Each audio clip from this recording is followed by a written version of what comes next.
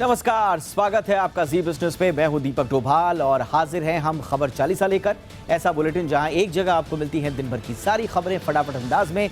शुरुआत होगी कारोबार जगत से, फिर राजनीति। बुलेटिन के दूसरे हिस्से में होंगी तमाम राज्यों की बड़ी खबरें, स्पोर्ट्स, एंटरटेनमेंट के तड़के के साथ दुनिया जहान का हाल। तो शुरू करते हैं आज की खबर 40। सबसे पहले कारोबार जगत से खबरें।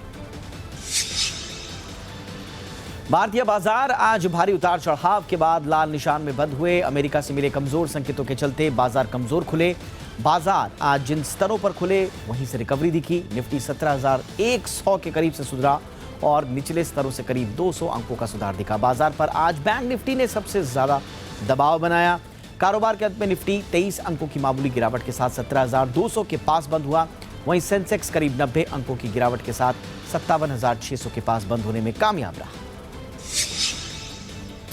आज के कारोबार में सेंसेक्स के 30 में से 15 शेयर लाल निशान में, जबकि 15 शेयर हरे निशान में बंद हुए। इसी तरह निफ्टी के 50 में से 25 शेयर गिरावट में, जबकि 25 बढ़त के साथ बंद हुए। वहीं बैंक निफ्टी बैंक के 12 में से 9 शेयरों में बिकवाली रही। फाइनेंशियल, आईटी, ऑटो सेक्टर ने बाजार पर दबाव बनाने का काम किया।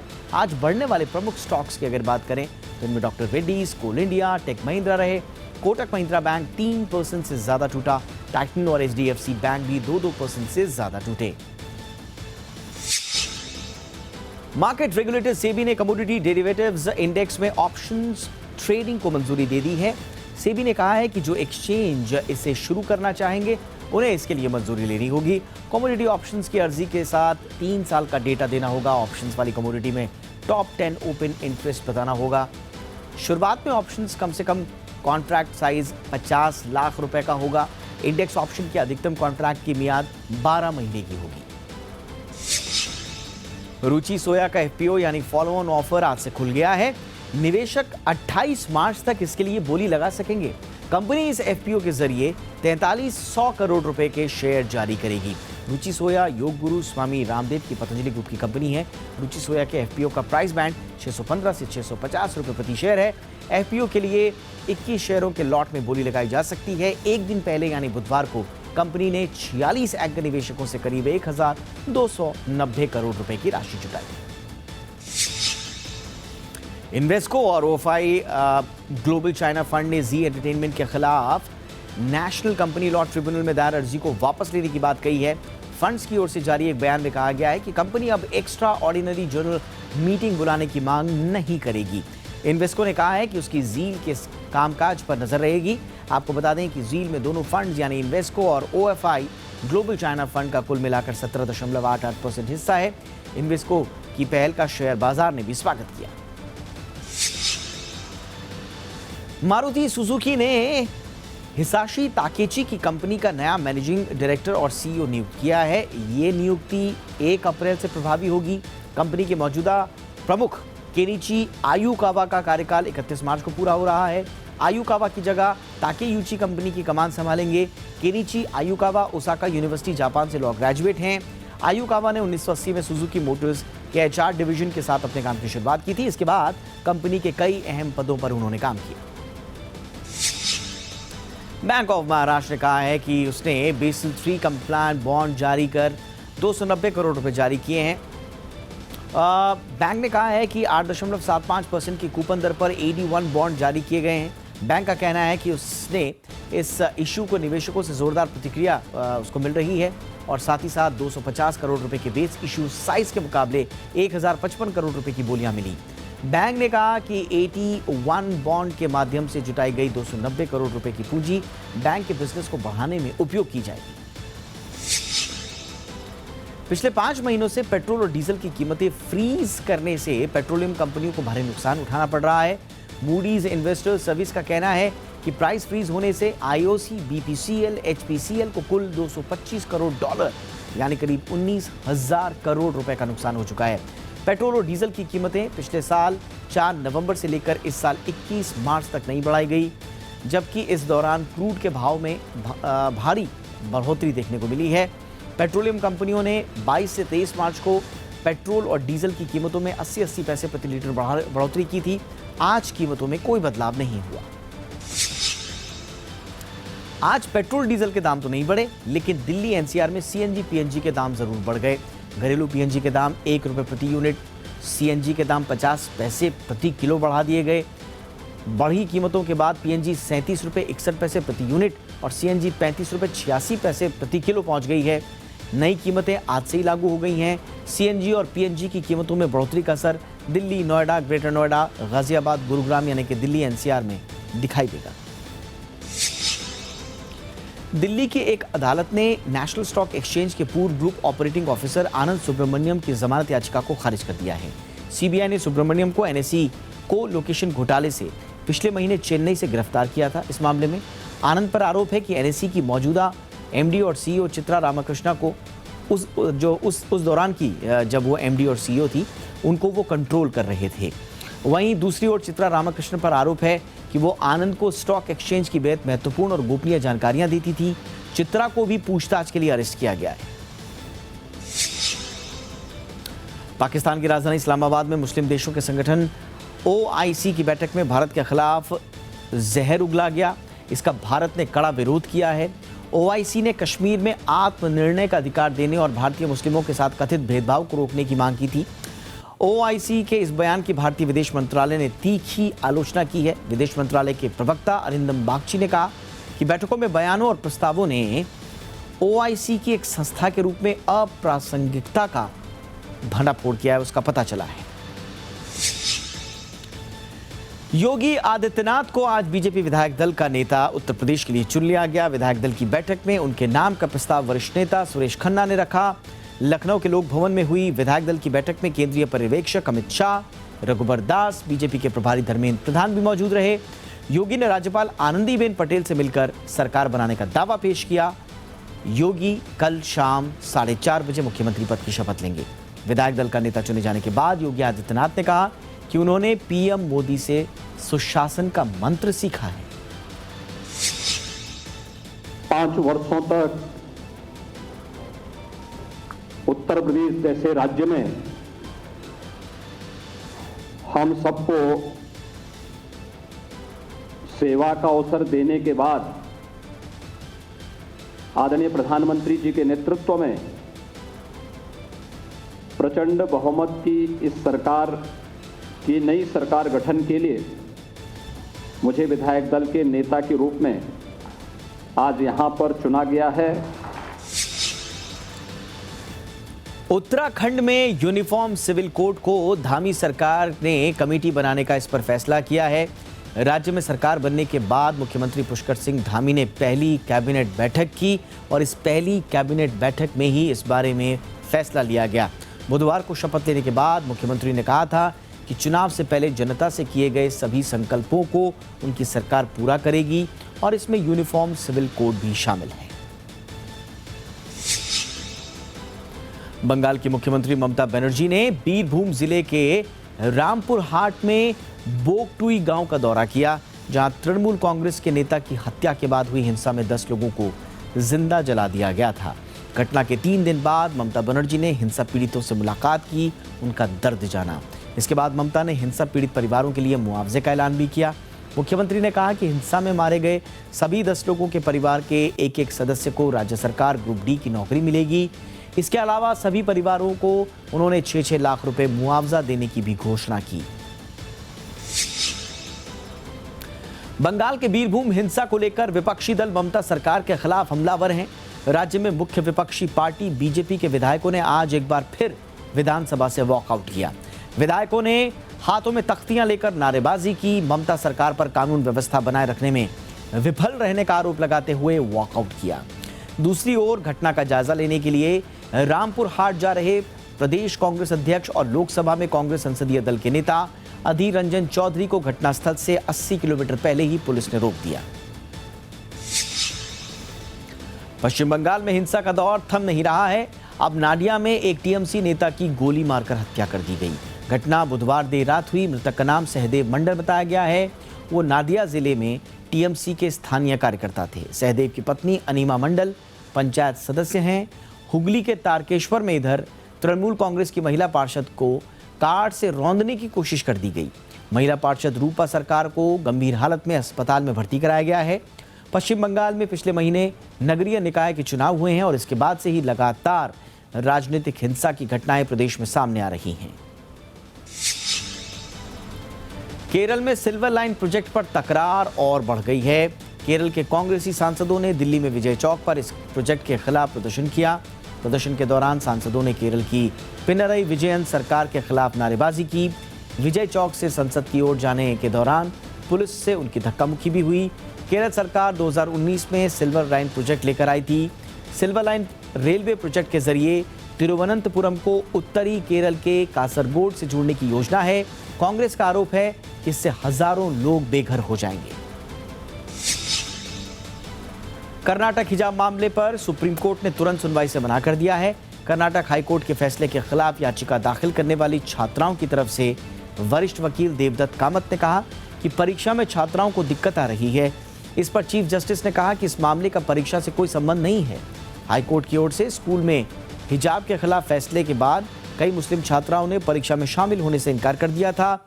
इस पर कर्नाटक के शिक्षा मंत्री ने कहा था कि जो छात्राएं परीक्षा में शामिल नहीं होंगी उनके लिए दोबारा परीक्षा आयोजित नहीं कराई जाएगी। पंजाब के मुख्यमंत्री भगवंत मान ने आज दिल्ली में प्रधानमंत्री नरेंद्र मोदी से मुलाकात की। मुलाकात के बाद मान ने कहा कि पीएम मोदी ने उन्हें जीत की बधाई दी है। इस दौरान मुख्यमंत्री मान ने 2 साल तक हर साल 50,000 करोड़ रुपए की वित्तीय मदद देने की मांग की। मान ने कहा कि वो पंजाब को दोबारा देश का नंबर 1 राज्य बनाएंगे। मुख्यमंत्री बनने के बाद भगवंत मान की ये पीएम मोदी से पहली मुलाकात थी। भगवंत मान ने 16 मार्च को पंजाब के मुख्यमंत्री पद की शपथ ली थी। सुप्रीम कोर्ट ने देश भर में कोरोना से मरने वालों के परिजनों को मुआवजा राशि देने के लिए 60 दिन का समय तय किया है। सुप्रीम कोर्ट ने अपने आदेश में कहा कि अब तक जिन लोगों ने इसके लिए आवेदन दिया है उनके आवेदनों को 60 दिनों के अंदर निपटा दिया जाना चाहिए। कोर्ट ने अपने आदेश में कहा कि आगे इस मुआवजा राशि के लिए आवेदन करने वालों को 90 दिनों के अंदर आवेदन करना होगा।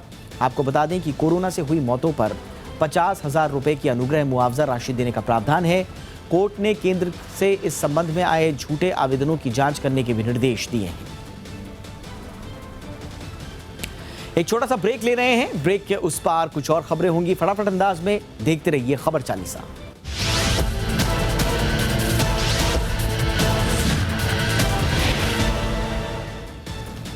ब्रेक के बाद आपका स्वागत है और आइए खबर चालीसा के सफर को बढ़ाते हैं आगे।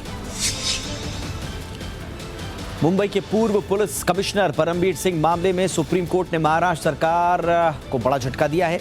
सुप्रीम कोर्ट ने इस मामले की जांच सीबीआई को सौंप दी है। आज मामले की सुनवाई के दौरान सुप्रीम कोर्ट में महाराष्ट्र सरकार ने कहा कि किसी भी जांच के लिए राज्य की तरफ से सहमति जरूरी है। महाराष्ट्र सरकार के वकील का कहना था कि सीबीआई जांच से पुलिस का मनोबल प्रभावित होगा।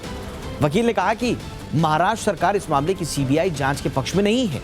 महाराष्ट्र सरकार का पक्ष सुनने के बाद कोर्ट ने सीबीआई जांच का आदेश जारी किया। फरवरी 2020 में हुए दिल्ली दंगों की साजिश के मामले में आरोपी जेएनयू के पूर्व छात्र उमर खालिद को बड़ा झटका लगा है। दिल्ली की कड़कड़डूमा कोर्ट ने आरोपी उमर खालिद को जमानत देने से इनकार कर दिया। इससे पहले हुई सुनवाई में 30 मार्च को कोर्ट ने जमानत पर फैसला सुरक्षित रख लिया। आपको बता दें कि दिल्ली दंगे की साजिश के आरोप में यूएपीए के तहत उमर खालिद को गिरफ्तार किया गया है।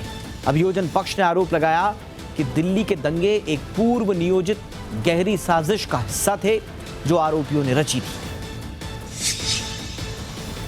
दिल्ली के मुख्यमंत्री अरविंद केजरीवाल ने नगर निगम का चुनाव टाले जाने का मुद्दा विधानसभा में उठाया। उपराज्यपाल के अभिभाषण के लिए धन्यवाद प्रस्ताव पर बोलते वक्त उन्होंने बीजेपी पर बड़ा हमला बोला। उन्होंने कहा कि बीजेपी के लोग कायर हैं, अगर उनमें हिम्मत है तो चुनाव लड़कर दिखाएं। राजधानी दिल्ली के रोहिणी इलाके में आज एक शादी समारोह के लिए बने पंडाल में भीषण आग लग गई। आग इतनी भयंकर रही कि आसमान पर काले धुएं का काला गुबार छा गया। सूचना पर घटनास्थल पहुंची दमकल विभाग की 12 गाड़ियों ने आग पर काबू पा लिया। इस घटना से किसी के हताहत होने की खबर नहीं है। पंडाल में आग दोपहर करीब 2 बजे लगी। तेज हवा के कारण लकड़ी के बने पंडाल में आग तेजी से फैल गई। पंडाल पूरी तरह से जलकर खाक हो गया। आग लगने के कारण अभी साफ नहीं हो पाए हैं। मौसम विभाग ने कहा है कि गुजरात के सौराष्ट्र और कच्छ में 25 से 28 मार्च तक भीषण गर्मी और लू पड़ने वाली है। आईएमडी ने कहा कि देश के कुछ राज्यों में रविवार तक लू चलने की संभावना है। इसके साथ ही मौसम विभाग ने अगले 5 दिनों के दौरान पूर्वोत्तर और दक्षिण भारत के लिए बारिश का अलर्ट भी जारी किया। तटीय और दक्षिण आंतरिक कर्नाटक में भी भारी बारिश की संभावना है। आपको बताएं कि मार्च महीने में ही दिल्ली, एनसीआर सहित उत्तर भारत के कई राज्यों में गर्मी की तपिश तेज होने लगी है। अक्षय कुमार अब इस लिस्ट में देश के हीरो जसवंत सिंह गिल का नाम भी जुड़ गया है। खास बात यह है कि अक्षय कुमार को इस फिल्म के लिए चुना गया है। अक्षय इस फिल्म में real life hero Jaswant Singh Gill का जीवन पर्दे पर उतारने जा रहे हैं। इस फिल्म का नाम है कैप्सूल गिल। फिल्म का डायरेक्शन अक्षय के साथ रुस्तम बनाने वाले टीनू सुरेश देसाई करेंगे। Anupam Kher starrer the Kashmir files box office पर लगातार रिकॉर्ड्स तोड़ रही है। फिल्म ने 13 दिन में 200 करोड़ रुपए का आंकड़ा भी पार कर दिया। लाइफ टाइम बिजनेस के मामले में फिल्म ने अक्षय कुमार की सूर्यवंशी को पीछे छोड़ दिया है। द कश्मीर फाइल्स कोरोना काल में हाईएस्ट ग्रॉसिंग हिंदी फिल्म बन गई है। 13 दिन में अब तक इंडिया में ही टोटल 200 करोड़ 13 लाख का बिजनेस कर चुकी है ये फिल्म। बता दें कि फिल्म को जी स्टूडियोज और विवेक अग्निहोत्री ने मिलकर बनाया है। बंगाली फिल्म और टेलीविजन इंडस्ट्री के एक्टर अभिषेक चटर्जी का 58 वर्ष की उम्र में निधन हो गया। मीडिया रिपोर्ट्स के मुताबिक अभिषेक का निधन दिल का दौरा पड़ने की वजह से हुआ। वो फेमस बंगाली टीवी सीरियल खोरकुटो का भी हिस्सा रहे थे। उनके निधन पर बंगाली फिल्मों के सुपरस्टार प्रसेनजीत चटर्जी ने श्रद्धांजलि देते हुए उन्हें याद किया। जी स्टूडियोज की अजीत कुमार स्टारर वली में 200 करोड़ क्लब में शामिल हो गई है। इस फिल्म की जानकारी खुद फिल्म के प्रोड्यूसर बोनी कपूर ने सोशल मीडिया पोस्ट पर शेयर करके दी है। उन्होंने लिखा कि 2022 की सबसे बड़ी ब्लॉकबस्टर एक्शन मूवी 200 करोड़ के क्लब में शामिल हो गई है। फिल्म 25 मार्च को हिंदी, तमिल, तेलुगु और कन्नड़ में ZEE5 पर स्ट्रीम होगी। इस फिल्म में अजीत के अलावा हुमा कुरैशी भी लीड रोल में है। मार्वल स्टूडियोज की अपकमिंग सीरीज मून नाइट जल्द ही OTT प्लेटफॉर्म पर रिलीज होने वाली है। इसमें मार्वल सिनेमैटिक यूनिवर्स में एक नए सुपर हीरो की एंट्री होने जा रही है। जनवरी में सीरीज का ट्रेलर डिज्नी प्लस हॉटस्टार पर अंग्रेजी के साथ ही अलग अलग भारतीय भाषाओं में रिलीज किया जाएगा। हाल ही में मून लाइट के लिए लॉन्च इवेंट का आयोजन किया गया। इसमें पूरी स्टार कास्ट पहुंची थी। बायजूस फीफा वर्ल्ड कप 2022 की आधिकारिक स्पॉन्सर बन गया है। जी हां, कंपनी अब फीफा वर्ल्ड कप के लोगो, बैज और एसेट्स का इस्तेमाल करके दुनिया भर में मौजूद फुटबॉल के फैंस के साथ प्रचार कर सकेगी। इस समझौते के तहत बायजूस युवा फैंस को शिक्षा से संबंधित कंटेंट भी पेश करेंगे। कंपनी के फाउंडर और CEO बायजू रविंद्रन ने कहा कि फीफा वर्ल्ड कप 2022 को स्पॉन्सर करके बेहद वो उत्सुक हैं। बायजू रविंद्र ने यह भी कहा कि उन्हें गर्व है कि वो भारत के को इतने बड़े प्रतिष्ठित मंच पर पेश करने जा रहे हैं और शिक्षा और खेल के एकीकरण को दिखाएंगे। IPL 2022 में रविंद्र जडेजा चेन्नई सुपर किंग्स के कप्तान होंगे। IPL के इस सीजन में CSK की कमान जडेजा संभालते हुए दिखाई देंगे। CSK ने महेंद्र सिंह धोनी से टीम की कमान जडेजा को सौंपी है, जबकि धोनी टीम में बतौर खिलाड़ी खेलते हुए नजर आएंगे। इससे पहले पूर्व भारतीय कप्तान सुनील गावस्कर ने कहा कि यदि महेंद्र सिंह धोनी आगामी इंडियन प्रीमियर लीग में 1 या 2 मैच में नहीं खेलने का फैसला करते हैं तो रविंद्र जडेजा चेन्नई सुपर किंग्स की कप्तानी संभाल सकते हैं। लेकिन अब फ्रेंचाइजी ने जडेजा को फुल टाइम कप्तान बनाने का फैसला किया है। भारत के पूर्व कोच रवि शास्त्री ने उम्मीद जाहिर की है कि Virat Kohli Indian Premier League के आगामी सीजन में ज्यादा स्वतंत्रता के साथ बल्लेबाजी करेंगे। शास्त्री ने कहा है कि उन्हें लगता है कि कप्तानी छोड़ना उनके लिए वरदान साबित हो सकता है। कप्तानी का दबाव उनके सिर से हट गया है। वो पूरी स्वतंत्रता के साथ मैदान पर खुलकर खेल सकते हैं और उन्हें लगता है कि वो ऐसा ही करना चाहेंगे। शास्त्री ने कहा कि कोहली के लिए कप्तानी छोड़ना एक सही निर्णय था। इंडियन प्रीमियर लीग की सबसे सफल टीम मुंबई इंडियंस हर सीजन में अपनी ओपनिंग जोड़ी बदलती रहती है। पिछले सीजन में कप्तान रोहित शर्मा के साथ साउथ अफ्रीका के विकेटकीपर बल्लेबाज क्विंटन डिकॉक ओपनिंग करते नजर आए थे। इस बार कप्तान रोहित शर्मा और ईशान किशन की जोड़ी ओपनिंग करेगी। इसका खुलासा खुद कप्तान रोहित शर्मा ने किया है। मुंबई इंडियंस IPL 2022 सीजन में अपना पहला मैच दिल्ली कैपिटल्स के खिलाफ खेलेगी। यह मुकाबला 27 मार्च को होगा। IPL को दुनिया की सबसे बड़ी और सितारों से सजी क्रिकेट लीग कही जाता है। 26 मार्च से आईपीएल की शुरुआत हो रही है, जिसे मशहूर एंकर होस्ट करेंगे। इन नामों में मंदिरा बेदी, मयंती लांगर, संजना गणेशन, तान्या पुरोहित, नेरोली मेडोज और नशप्रीत कौर भी शामिल हैं, जो इस बार आईपीएल को होस्ट कर सकती हैं। आईपीएल को होस्ट करने वाली सभी एंकर पहले से ही काफी मशहूर हैं। और अब एंटरटेनमेंट जगत से बढ़ते हैं, कुछ और खबरों की तरफ रुख करते हैं। स्पोर्ट्स के बाद रूस लगातार यूक्रेन पर बम बरसा रहा है। इसी बीच रूस ने एक बार फिर परमाणु हमले की धमकी दी है। 24 घंटे में रूस की यह दूसरी धमकी है। अब रूस के उप राजदूत दिमित्री पोलांस्की ने परमाणु बमों का जिक्र किया है। इससे पहले क्रेमलिन के प्रवक्ता ने यह बात कही थी। हालांकि अमेरिका नाटो देशों के साथ मिलकर रूस को घेरने की तैयारी कर रहा है। बता दें कि कल अमेरिका के राष्ट्रपति बाइडेन पोलैंड जाएंगे और रूस के खिलाफ आगे का एजेंडा तय करेंगे। रूसी सेना के मिलिट्री ऑपरेशन और यूक्रेन के डिफेंस का भयंकर टकराव पूरी दुनिया देख रही है। इस बीच नाटो की एक बैठक हुई। इसमें यूक्रेन के राष्ट्रपति वोलोदिमीर ज़ेलेंस्की ने नाटो पर जमकर निशाना साधा। उन्होंने कहा कि रूस के खिलाफ इस तरह के युद्ध के बाद कृपया हमें फिर कभी नहीं बताएं कि हमारी सेना नाटो के मानकों को पूरा नहीं करती है। उन्होंने ये भी कहा कि नाटो को अभी ये साबित करना बाकी है कि वो लोगों को की सुरक्षा के लिए क्या करने वाले हैं। रूस यूक्रेन युद्ध के बीच नाटो का दावा है कि यूक्रेन में पिछले 4 हफ्ते से जारी लड़ाई में 7,000 से 15,000 रूसी सैनिक मारे जा चुके हैं। नाटो के एक वरिष्ठ अधिकारियों की माने तो ये आकलन यूक्रेन के अधिकारियों से मिली जानकारी और खुले स्रोतों से जुटाई गई खुफिया सूचनाओं पर आधारित है, जिसे रूस ने जानबूझकर जारी नहीं किया है। इधर 2 सप्ताह पहले यूक्रेन के राष्ट्रपति वोलोदिमीर ज़ेलेंस्की ने कहा था कि उनके करीब 1300 सैनिक युद्ध में मारे गए हैं। बता दें कि रूस ने 24 फरवरी को यूक्रेन पर अपनी सैन्य कार्रवाई शुरू की थी और इस बुधवार को लड़ाई के 4 हफ्ते हो गए हैं। रूस और यूक्रेन के बीच 29 दिनों की जंग जारी है। इस बीच उत्तर कोरिया ने समुद्र की ओर एक बैलिस्टिक मिसाइल दागी है, जिसके जवाब में दक्षिण कोरिया ने भी मिसाइलों से जबरदस्त हमला किया। दक्षिण कोरिया के मुताबिक उसने उत्तर कोरिया को जवाब देते हुए संयुक्त रूप से जमीन, समुद्र, हवा से मिसाइल दागी हैं, जो जापान में सागर के आसपास गिरी हैं। वहीं जापान सरकार का कहना है कि एक संदिग्ध उत्तर कोरियाई अंतर्महाद्वीपीय बैलिस्टिक मिसाइल देश के उत्तरी तट के पश्चिम में जापान के विशेष आर्थिक क्षेत्र के अंदर गिरी है।